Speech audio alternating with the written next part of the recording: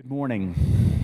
It's good to see all of you. I'm Richard Lawson. Welcome to the Dean's Forum, and a warm welcome to everyone who's joining us online as well. I'll introduce our guest here in just a moment, but let's begin with a prayer. The Lord be with you. Let us pray. Oh God, we thank you for the beauty of this winter morning in Denver and in Colorado, and this chance to gather with Liz and hear her story, to gather with Liz and ponder our own stories, and above all, to reflect upon our lives and that mysterious intertwining of grief and of hope, of loss and of love.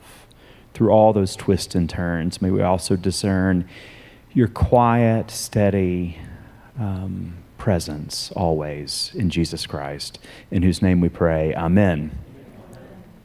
So again, a warm welcome. This is a good day because I'm so excited that you get to hear from the Reverend Liz Tichenor. Liz, welcome. Liz is the rector of the Episcopal Church of the Resurrection, which is in the Bay Area. What's the town again? Pleasant Hill. A great parish that she loves very, very much. She served as the rector for a few years now, starting there in Pleasant Hill with the people of Resurrection on the eve of COVID. So she knows what that is all about. So an Episcopal priest, she went to seminary at the Church Divinity School of the Pacific, which is sometimes called CDSP. The easiest way for those of us here at the cathedral to kind of locate CDSP is it's where Amy Newell Large just graduated from. Liz is, most importantly for our purposes today, a published author, and her book called The Night Lake is just wonderful. A young priest maps the topography of grief. It's beautiful and rich and deep and haunting. Anne Lamott, whom many of you know and enjoy her books, has said it's such a sad, tough story, but finally so life-affirming, filled with spirit and love.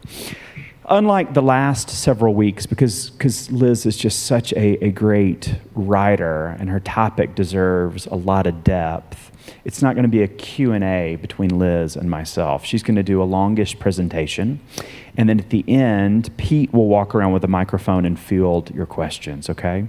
Again, Liz, welcome to St. John's.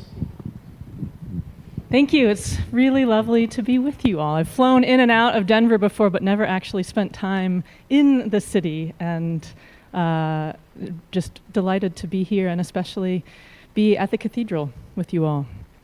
And I'm grateful to Tina and to Richard for the invitation and for this community's willingness to dig into what we don't always talk about, what's hard.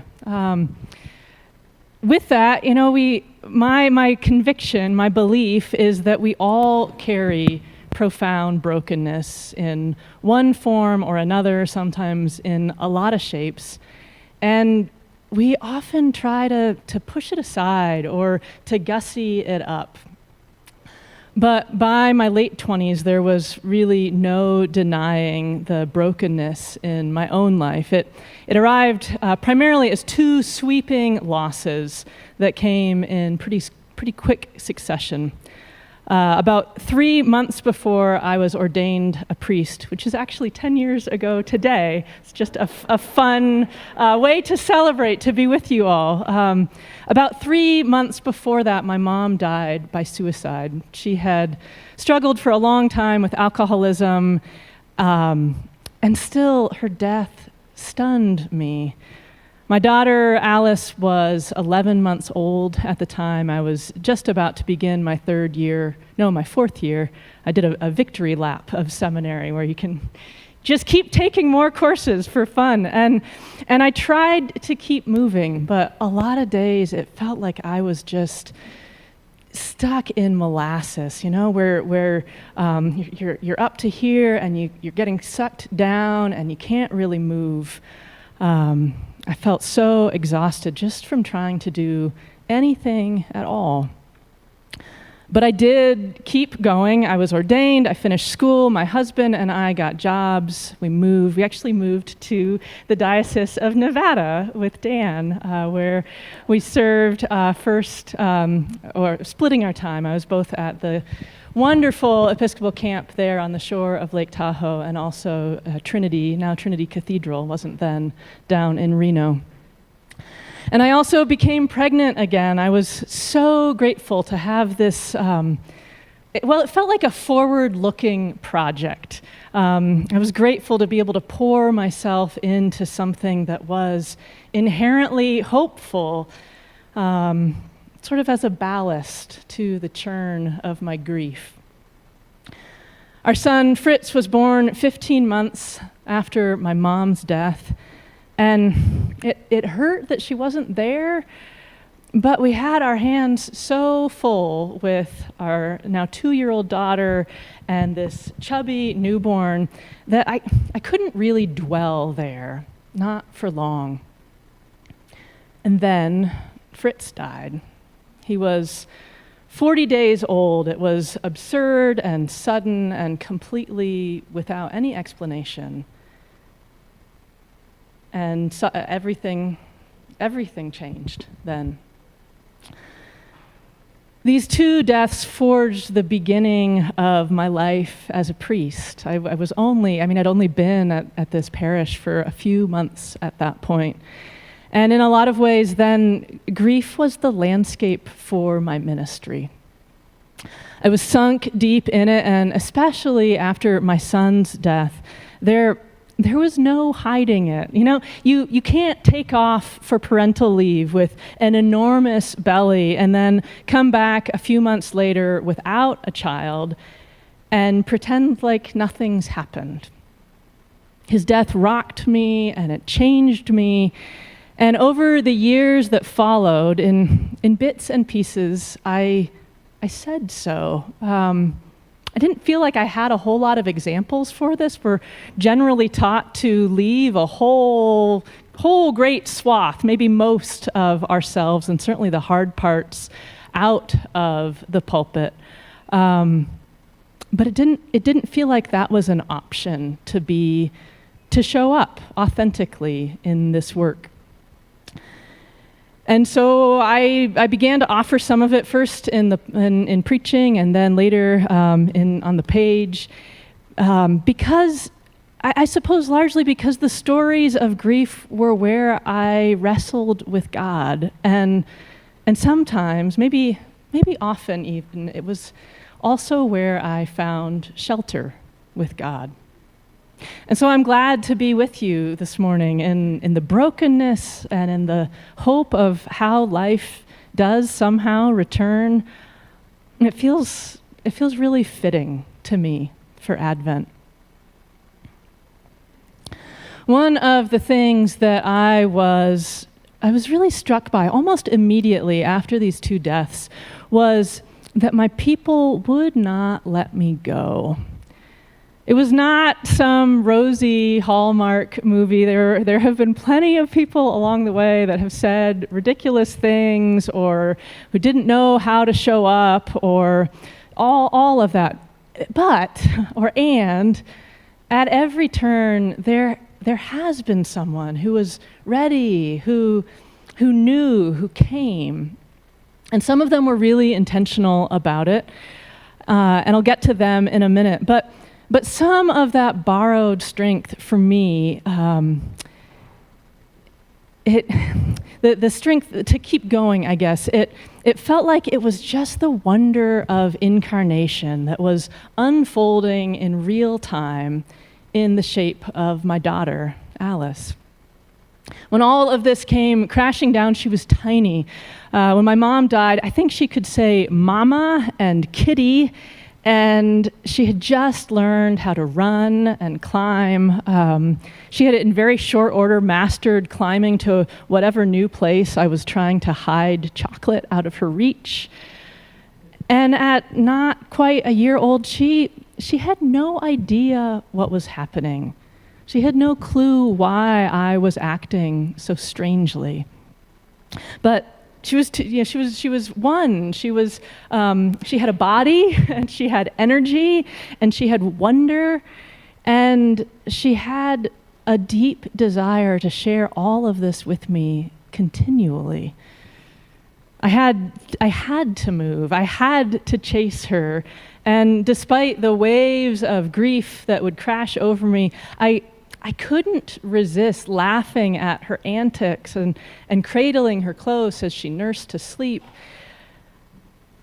And God was so apparent in this small body. It felt like no small miracle that the world keeps going in a form like that, even after such heartbreak. And she did it all again, but more on a varsity level, a year and change later when her brother died. She was just over 2 then, and she was super verbal. She was just talking up a storm in full sentences, but she lacked the bigger concepts that were behind her words. And so she knew, for example, that we talked about phones dying, and when your phone dies, you plug it in, and then it works again, right? This is how she had heard the word dying or dead all, as long as she could remember. She didn't know what it meant for humans to die.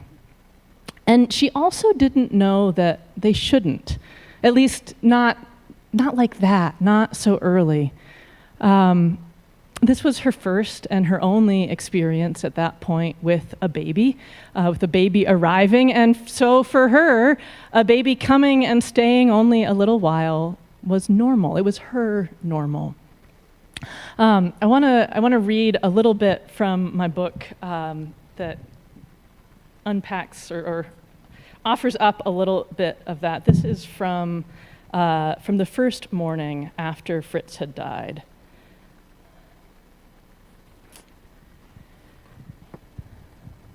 I awoke to Alice crawling on top of me, the morning light bright and unforgiving in its assertion that life continued. "Where's baby Fritz?" my daughter demanded immediately. "Oh, sweet love," I sighed, already crying. I was not ready for this. I didn't know how to do any of this. Jesse, my husband, had followed Alice and crawled into bed with us, reaching across her to rest his hand on my shoulder. He squeezed me tight, both of us already shaking with tears. At least we could be together in this place of not knowing the first thing about how to do this grief. "Sweet love, your brother died last night. He got very sick and he stopped breathing. Our bodies can't live without breathing." I was weeping at this point, struggling to form words and push them out of my mouth. They were garbled. The ambulance came, they took him to the hospital, they tried everything they could, but they couldn't bring him back. Alice was perplexed. "Why? Where is he? Why did you leave him there? When is he coming back?" We answered her questions. She paused. She bounced tentatively on the bed, curious, but not shaken. Then, "Where's baby Fritz?" Then, "Why?" Sweet Jesus, I thought. This is going to take every single thing I've got. Alice sat up between us, looking first at one parent, then the other. She paused and then smiled, relaxed. "I see that you are sad," she chirped, "but I'm not sad. Let's play."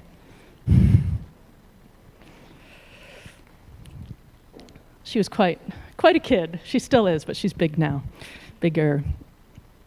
And it went on like this. There were plenty of times when it was really challenging. She would ask to hear the story of how her brother died again and again, every day. Only she couldn't say her R's yet, and so she would ask to hear the story of how Fritz died over and over again. It was hilarious and cute and just awful all at once. But she didn't know any social norms yet, right? She was 2. And she had no inhibitions whatsoever. Everything was fair game. She was She was in her body. She had this young mind filled with wonder, and so she pulled me to follow. And maybe more miraculously, it wasn't just this toddler who didn't know any better, who kept pulling me into life again. So many people did, both joining me there in the grief and also carrying me until I could stand on my own feet again for a while, and then carrying me again back and forth. It happened in 1,000 ways, but all of them in some form were fearless, and it was astonishing. Astonishing because I think generally we're pretty terrified of death and grief. We're afraid that maybe it might be contagious, that if we get too close, we might catch it, or it might somehow turn whatever awful statistics on us, even if it doesn't make sense. I think that's deep in there. And as a society, we don't know how to do it well. We've lost so much of our practices, our rituals. We don't talk about it very much. We've got this whole funeral industry that will clean it all up for us so that we don't have to see anything related to death, much less do any of the work of it with our own hands. There's AstroTurf, and there's people to dig the grave, and who will try to convince you to leave often with the ashes still above ground so they can bury your dead later. And we're so steeped in our bootstrap kind of ethic around work that it spills into these times too, where people get what? 2 days? 3, maybe a week if you have a super generous employer for bereavement leave. And then we're expected to be back at it, to be productive and cheery and focusing on the good.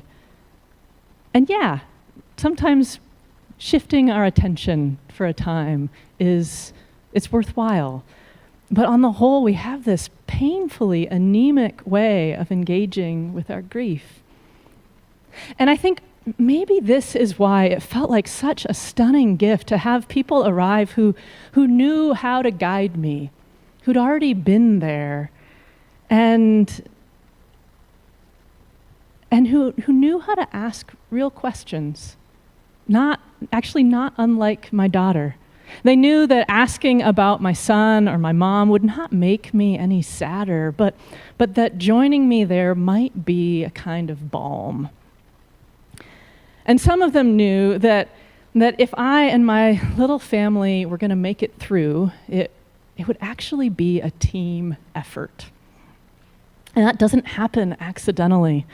Phil Brochard, a dear friend of mine and a seminary classmate and buddy of Richard's, he understood that. He was the rector where I had done my internship in seminary, and it was the church really that was still our home. We'd only been gone a little while when Fritz died, and he knew that Fritz's death was an all hands on deck kind of situation for the congregation.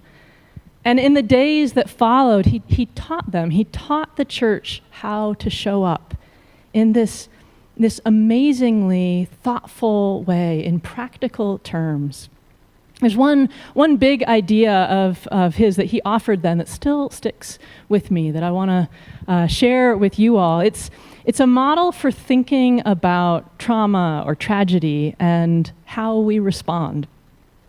The idea is to imagine a set of concentric circles, like a target or a bullseye.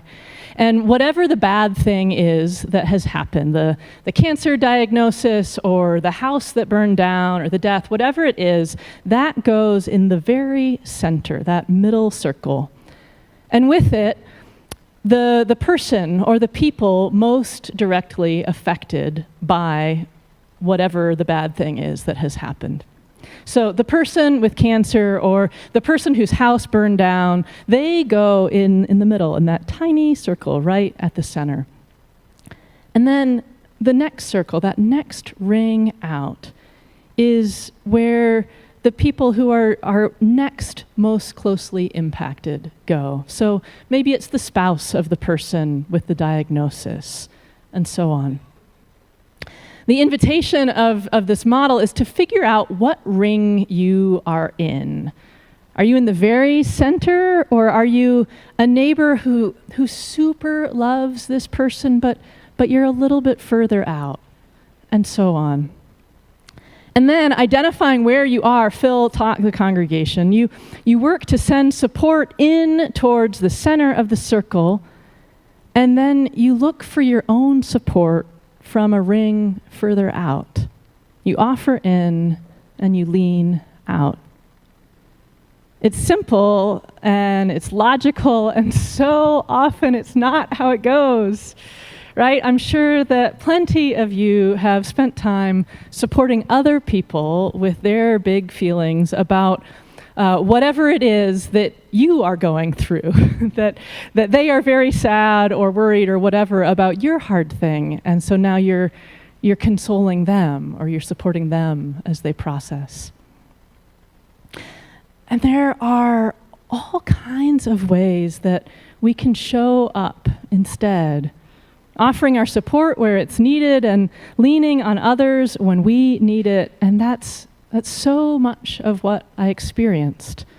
One friend who lived too far away to be with me texted me every day for ages, and she still does when she knows it's, an anniversary or a birthday or sometimes just out of the blue. And she was clear that I didn't need to respond. There was no expectation, but she would just keep reminding me that she loved me. People fed us, they entertained Alice, they ran with me. A friend joined me for doctor's appointments when I got pregnant again, knowing how terrifying that was. People told me the ways they were holding both Fritz's memory and my mom's in how they lived. And it added up, all these different ways that people loved us. They accumulated to the point of making a difference. I want to read another excerpt, this from several months after Fritz had died, when friends had invited us to come and stay with them in North Carolina, just to be.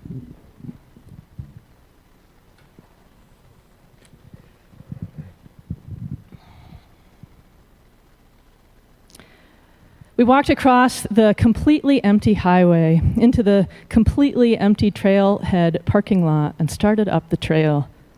This is usually packed, Tom told us. It's one of the most popular peaks to climb around here. On this strange day, it was here just for us. No one else had found a way through the closed-off roads, and we were left alone to explore the thick mud from recent rains and the twisting, knotted, age-old trees, and the sweeping tresses of grass braiding across the mountain's peak from a little patch of prairie. When we had summited, Tom dropped his pack in the clearing and pulled out 2 woven straw mats, unrolling them on the ground and spreading his arms in an invitation for us to stretch out. "You seriously carried these all the way up here?" I asked, perplexed. "Oh, yes," he exclaimed with relish, the suggestion of mischievous delight creeping into his eyes. "It's important to rest well at the top." I shook my head, smiling at this funny guru, our guide sent to bring us farther up the path. I pulled off my muddy shoes, peeled off my socks, and timidly stepped onto the mat closest to me. It was cool and smooth on my tired feet, made up of hundreds of thin reeds held together by the weave of fine but sturdy thread. I sat down, first stretching my stiff legs out in front of me, and then letting the unexpected comfort of the mat get the best of me. I laid back on it, the early afternoon sun quickly coaxing my eyes shut. I exhaled, noticing that now I was breathing slowly, with enough ease to examine the wafting smells of plants, nearly all new to me, circling in the breeze. Maybe I don't have to constantly pound, I thought. For the last 2.5 months, I'd been running always faster and farther, needing to do more to feel like I might be surviving. And yet here I lay, stretched out in the quiet sun on a straw mat someone else had carried all the way up here for me, atop an astonishingly private mountain, abandoned for this day only. I breathed it in deep and exhaled again. I needed this too. I thought of the paralyzed man in the Gospel of Luke whose friends carry him to Jesus on a mat, hoping for him to be healed.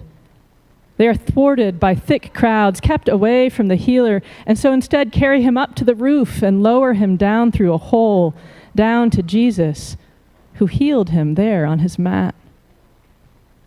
There had to be more ways to move through grief. I was still frozen in it, and even as I pushed my body forward, much of my soul remained paralyzed, petrified, bound. This friend's mat, spread for me on the highest point in sight, was a good place to start. Maybe this could be a way toward healing, too. Simply resting, enjoying ease.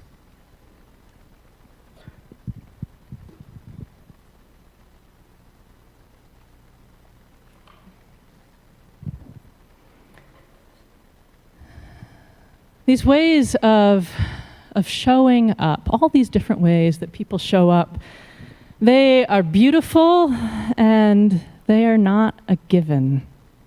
There's something for us to learn and practice, and I think they are especially needed in the church. And reaching for these ideas makes particularly good sense in our countercultural ways of keeping Advent. As the world speeds up right now, moving into more and more frantic days of parties and shopping and mailing and everything, we as a church reach to be more spacious, to hold a little more pause, a little more quiet, a little more slow beauty. We don't light all the candles at once.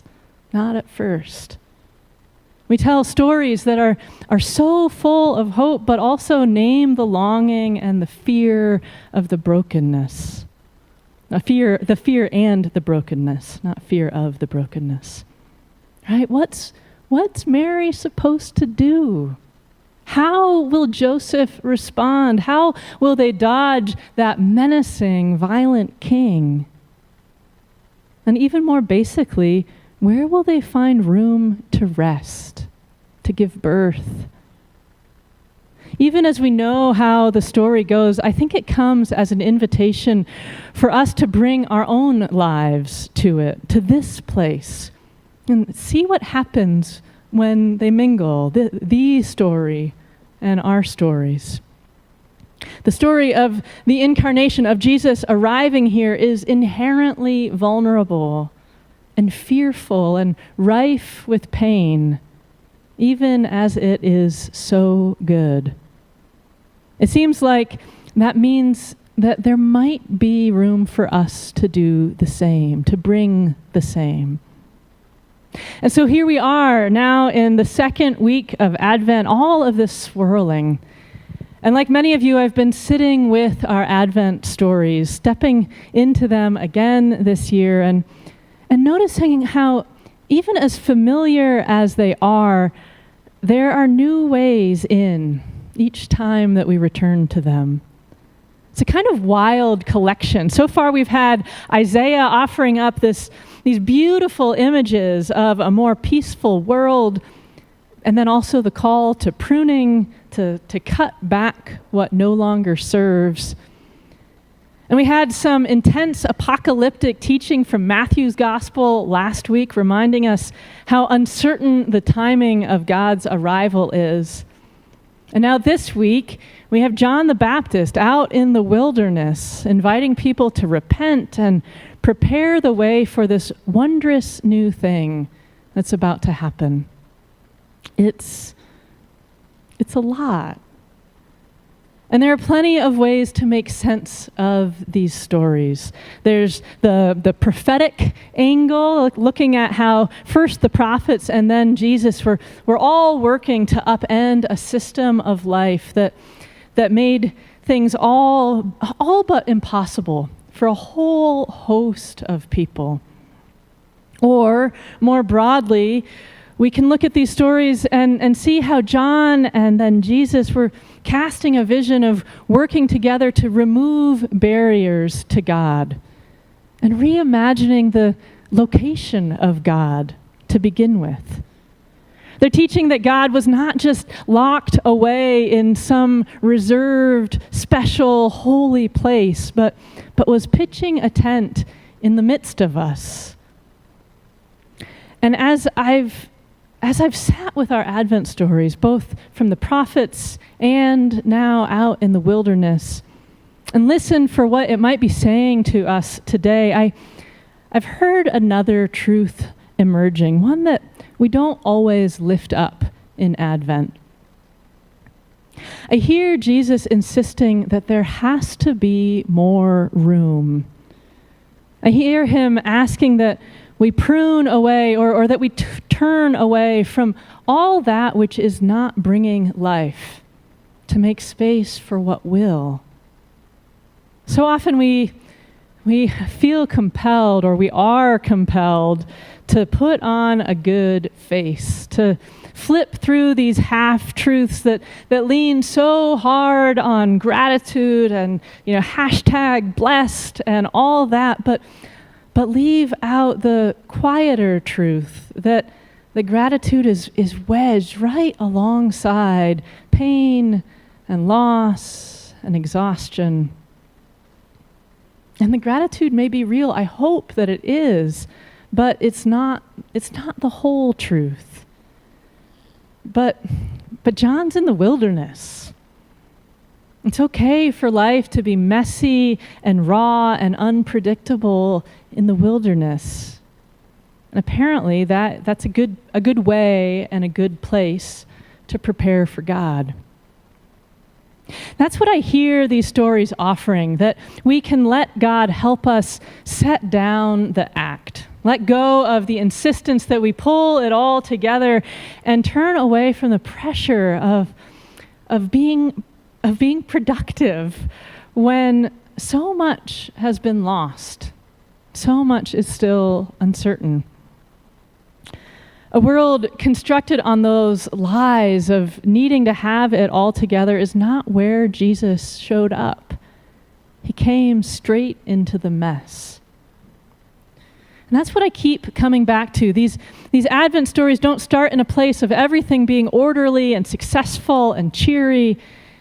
And so part of what I'm chewing on is my hope that that's not why we're gathered here as a church. We're here because we're broken in some form, in some way. Not fallen and not hopeless, but contorted under the weight of so much. The body is gathered here because there's new life coming.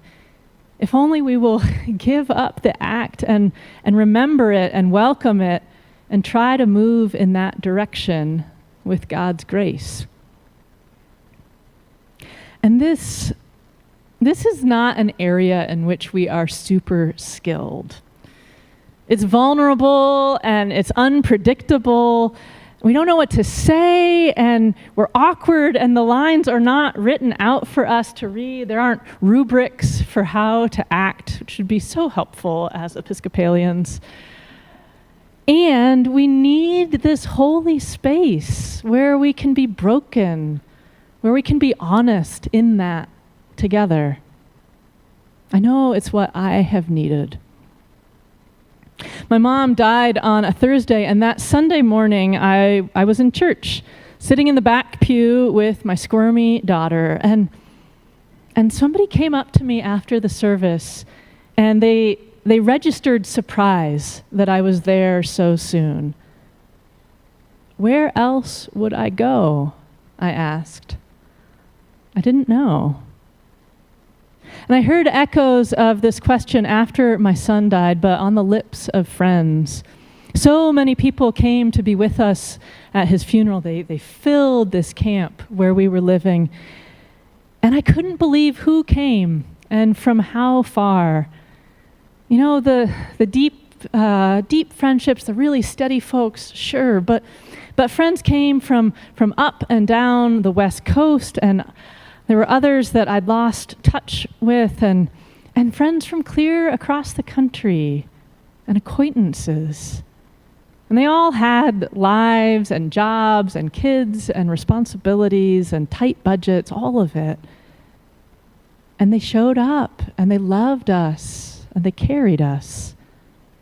And I questioned them all. I can't believe that you're here. You didn't have to come. And again, they responded the same way. Of course we're here. Where else would we be? And I could think of answers of where else they would be, but here they were. This holy company landed with me as a kind of unfettered goodness, as undeserved relief, that they would come to be the body in pain. And this is core to how we can gather, how I think we are to gather, how we are to create and hold and host sacred space. For feasting, absolutely, and for learning, and for justice, and for praise, and also for brokenness, for stepping into the breach together, for bearing witness and holding it together. And if this is to happen, we have to let God turn us from all those tempting and shallow promises that swirl around, right? The promise of always more, which this season's really great at peddling for us. The more food and more money and more power and something, and all the things that could attempt to fill that hole.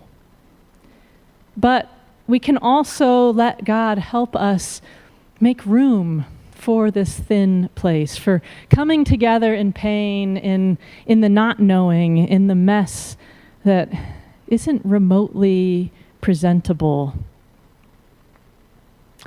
And here's the thing. This is where I land. It's an idea that I've been chewing on these last few weeks. I think it began percolating for me around All Saints a month ago now. And my parish, people brought in photos, but they also brought in, this year we had them bring in three-dimensional objects that reminded them of their loved ones who had died. It was this wonderful and kind of strange collection. There were books and recipe cards and a little plant and a guitar pick, all kinds of things. And it tugged at me. It pulled me to pay more attention, pay different attention to the communion of saints than I generally do, certainly the rest of the year. Noticing not just the veil that separates us, but also all the threads that seem to pierce it and somehow connect us still. And I've been chewing on that line that seems to tug back and forth between the Feast of All Saints and this, our Advent time of preparing for the Incarnation, for God showing up in a human body. And to be honest, I don't think I've ever much considered how the two might weave together before this year. It's always been this quick turn from wrapping up All Saints and then getting ready to dive into Advent and Christmas and all that. And do we have enough candles? And who's getting the greens? But this time I've been lingering a little more in what seems to be an overlay there. And I've been noticing a new way how if we're willing and if we're brave, the church can bridge these two, the communion of saints and what's happening in Advent, what's made incarnate right now. The body of Christ, not just born as Jesus in a cave 2 millennia ago, but arriving here on Sunday morning and any time we come together, and when we choose to really show up for each other. We remember those who have come, and we look for the one who is to come. And then there's also today, in between, which is to say, it's our turn right now. And church takes so many forms. Yes, it's here in the building, but it's also out on the street and in the garden and on the slopes here, I imagine, and at work and in our living rooms. I want to read one last passage to close, which for me has been, it was such an experience of the way people can show up and be the communion of saints, made incarnate, right here and now.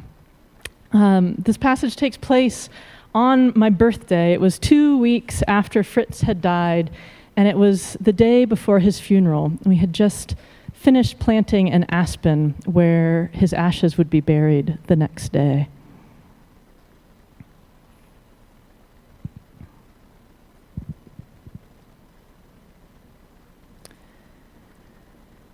The tree carefully and thoroughly planted, I announced that it was time for a swim.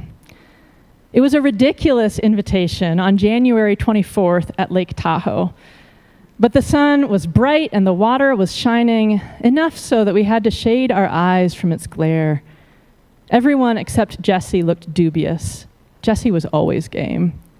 "Come on, people, it's my birthday," I yelled. "Swim with me." Many consented in what was clearly an extension of goodwill and maybe a little bit of pity. Suits were quickly procured and we ran out across the long, drought-stretched beach. When we hit the shallow edge of the water, shrieks began escaping uncontrolled.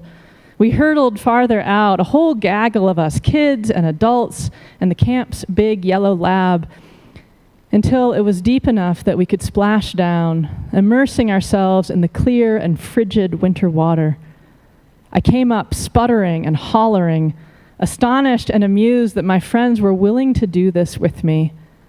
I sprinted back to shore, quaking with cold, just as a friend I hadn't seen since we were hospital chaplain interns together went running out into the water in his underwear, having only just arrived. We were a spectacle. Heart pumping as I toweled off my numb skin, I realized I was grinning.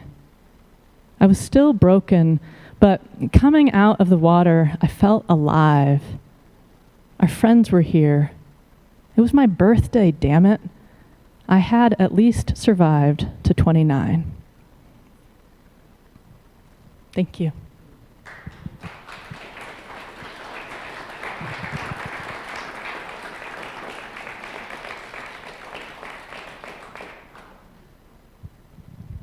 There is a microphone over there. You can ask me anything. What do you want to talk about?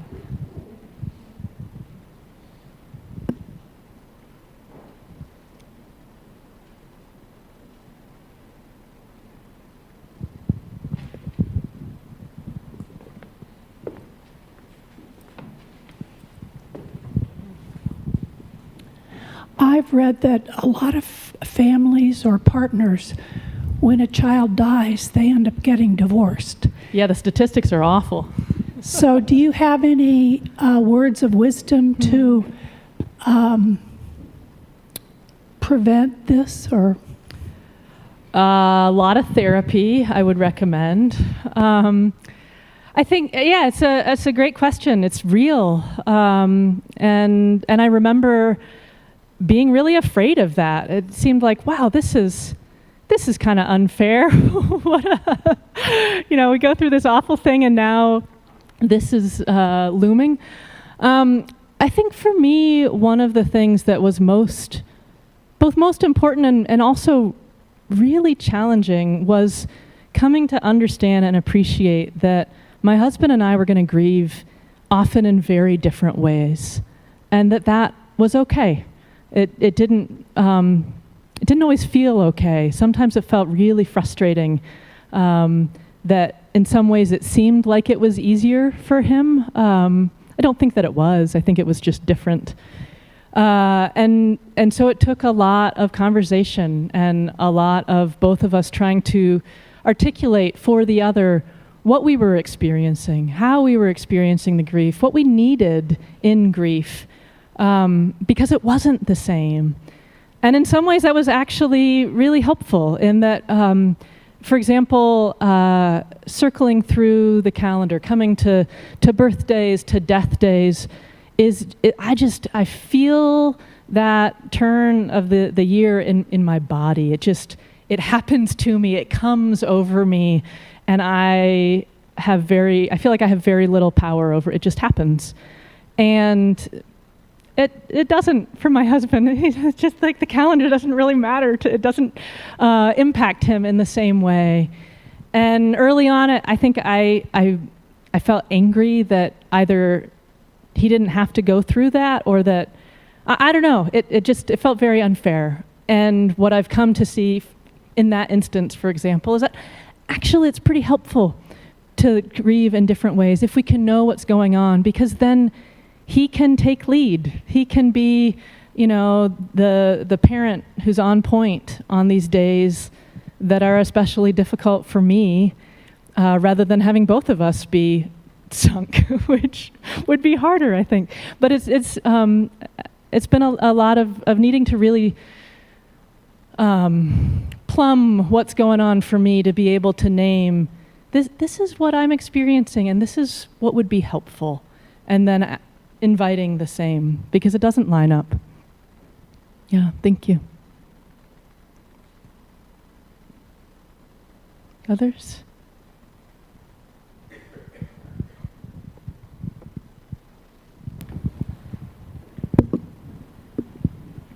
Liz, thank you for this. You're welcome. This story that's beautiful and brave as you go through a complex mix of feelings, and the complexity sort of loosens you up so you keep moving forward. There are two situations where bereaved people don't do that. And after decades of pastoral work, I don't know how to deal with either one of them. One is the situation where someone is attached to their grief, and perhaps they're clinging to the person they've lost, or perhaps they're clinging to that special role of being bereaved. So they like live in it and identify with it. And the other is the process skippers. Is the what? Process skippers. I have a good friend who just lost her son, and I contacted her to try to be supportive, and she said, "Oh, I've just decided that I'm to be happy. I'm just going to be happy. That's it." And I have a spiritual companion who's suffered an enormous amount of loss, and he just meditates himself into a state of, that's all behind, and I'm going to live in the present moment, and that never happened and never matters. So what do you do with that? What do you do with that? Well, perhaps one of the more frustrating realizations in my pastoral ministry is that I can't make anyone do anything, which is just so disappointing.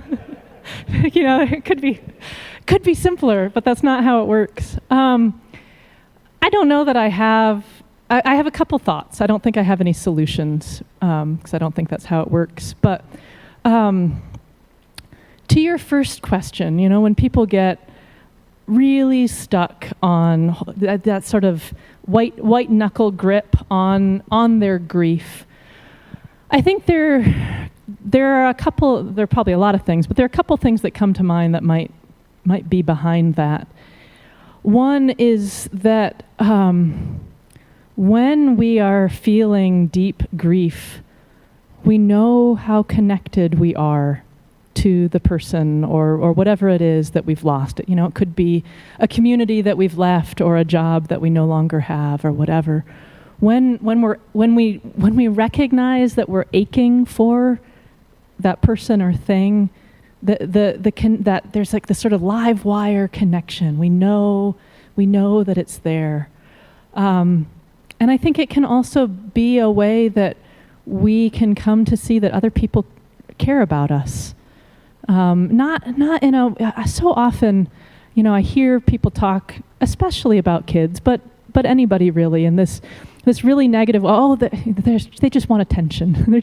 It's just attention-seeking behavior. Well, of course, everybody wants attention. Everybody wants to know that they matter to people, that other people are thinking about them and are there for them, and I think that being in acute grief is one way to tap into that, to know, at least for a while, there are upper limits of how much people are able to give and show up. But that's a way to know.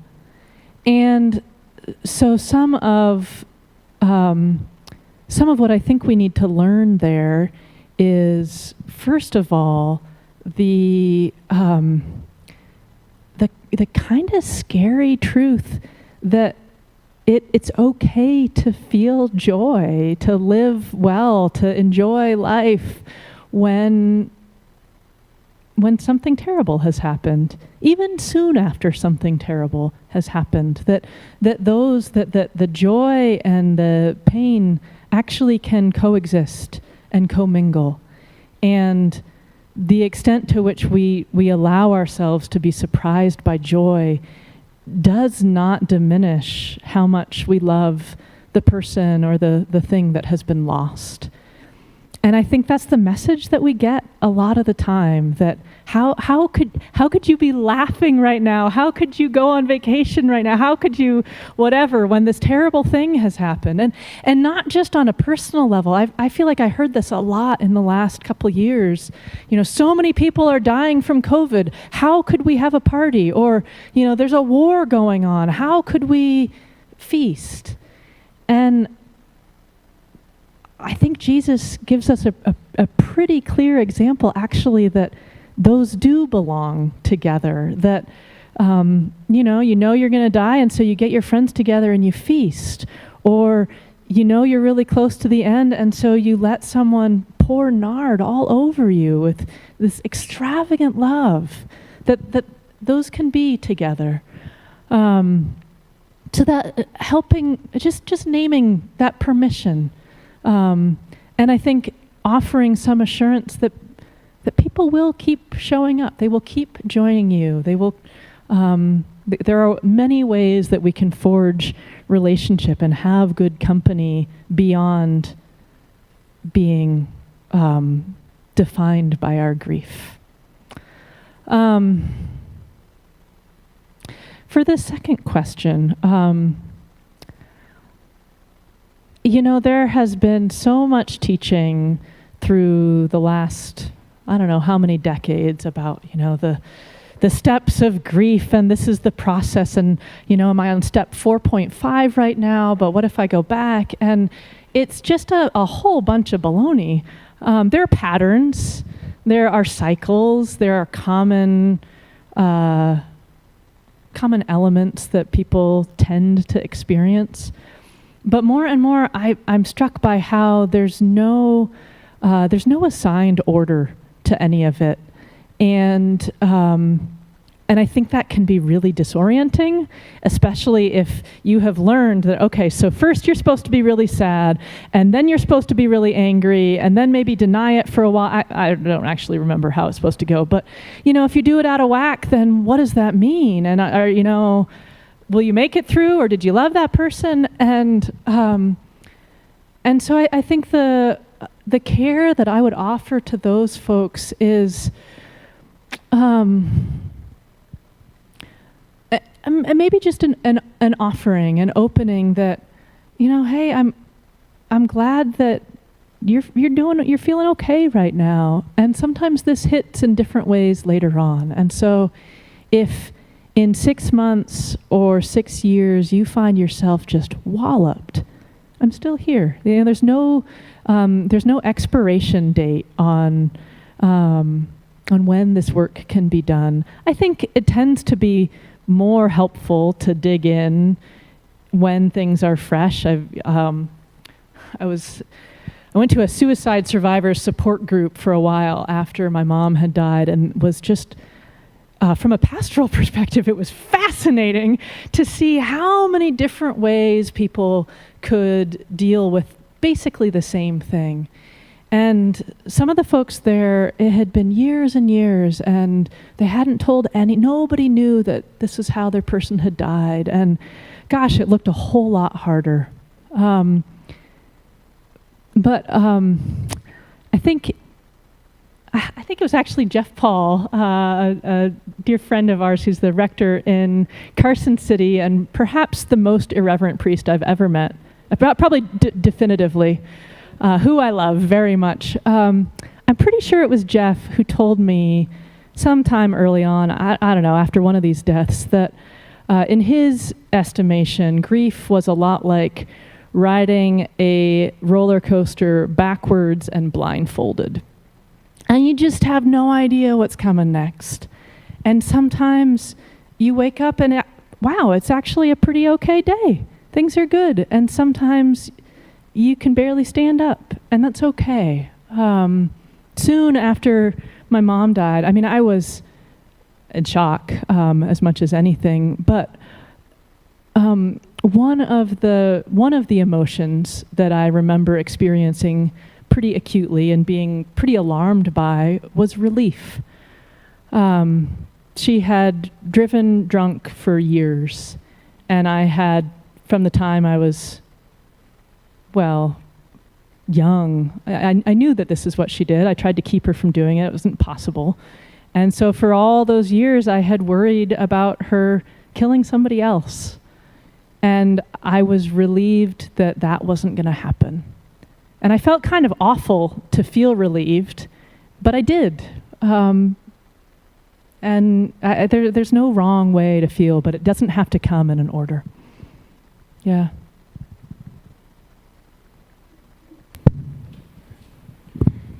A lot of what I'm taking away from your conversation is how we deal with the absoluteness of loss. Is there also a dimension in the grieving process where conversation, where relation continues on between the survivor and the one who was lost?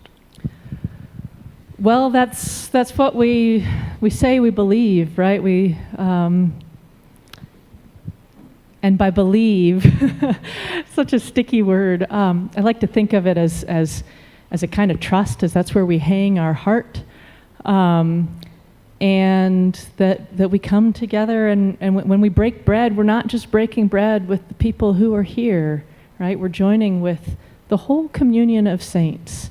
And what might we offer them? What might we ask of them? How might we pray with them? How might we ask for theirs?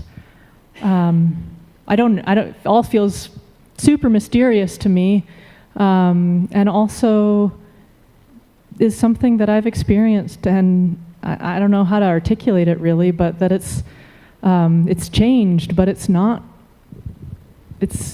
gone. There's no body, and yet we are also more than our bodies. It's something I wish we talked about more. I think often people worry about sounding like they're off their rocker, and yet the more I have these conversations, the more beautiful stories I hear of the dreams people have had, or the glimpses they've caught, and I think that's real for an awful lot of us. Yes. I lost my son 15 years ago. If you don't mind. And he's buried here in All Souls Walk, and the church, actually what you said about experiencing grief differently, which was advice we got here, was the thing that kept my husband and I together, but that's not my question. I also, I'm a midwife, and I deal with women losing babies kind of regularly. Yeah. And when I talk to them, usually I bring up that I have also lost a baby, but I have a hard time navigating where that's putting my story and my grief on those women who are grieving the loss of their baby. Do you have any wisdom on how to have a shared, it's a different experience, of course, for everyone experiencing this, but a shared kind of a common experience without burdening the person who's recently grieving with your experience? Thank you for that. I love that you're a midwife. My all three were born at home with midwives, so a lot of love there. I think that almost without exception, I have been so grateful to hear from other parents, and especially from other moms who have lost children, because it is such a lonely thing now, today, in mostly white society. You go somewhere else, walk in other circles, and that's not true. But it has been a gift to know that sisterhood and to learn from and lean on people who have been further down the path from me, and who I can say anything to, because I know that they will not, they won't be afraid of it in a way that a lot of folks understandably are. Dead babies are not a pleasant, it's a real conversation stopper.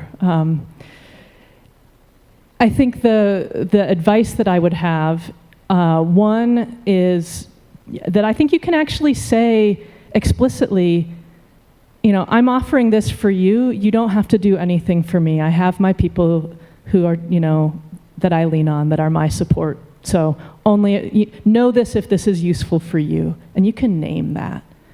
And I think the other thing that I would encourage is to let them make their own meaning of what has happened and why. I think the only time I can think of being really frustrated with someone who had also lost a baby was when she told me that she was pretty sure that Sam, my youngest, was Fritz returning to me, and that I should really consider that, which I disagreed with and found appalling, frankly. I think my youngest gets to be himself. But that was her putting her worldview and her understanding on me in a way that I would have rather she just asked. So, thank you. Just a few practical things before we finish up. First, thanks so much for these profound questions. Two, I want to connect the dots on one thing that I find very helpful. So while I'm away on sabbatical, Bishop Dan will be filling in. And Bishop Dan and Linda are in the pews every Sunday just about, and of course, retired Bishop of Nevada. So there's the connection on that. Three, if you want to hear more, we'll say more about the book in just a moment, Tina will, but if you want to hear more of Liz's own voice, there's a wonderful podcast. It's called Everything Happens, and it's by a woman who's a theology professor at Duke. Her name is Kate Bowler, and it's a riff off of Everything Happens for a Reason, which Kate Bowler does not believe everything happens for a reason, but that's the play off of that. And the interview with Liz and Kate is magnificent. It's easy to find. And then finally, before we thank Liz, finally, if you sat down near or in a seat that had a tattered cover bookstore, then we have a free paperback copy of Liz's book for you today. So just come see me to get that book. We do also, Liz was kind enough to bring in her luggage a few copies of the hardback that are for sale here today. So if you would like to pick one up, just let us know. But if you have one of these, come see me. thank you, Tina. If you're joining us online, the service of Holy Eucharist begins at the same place, sjcathedral.org, at 10:30 a.m. You are warmly invited. And then finally, please join me in thanking Liz for what was a profound, moving, and beautiful morning. Your words and your story are holy, and we thank you.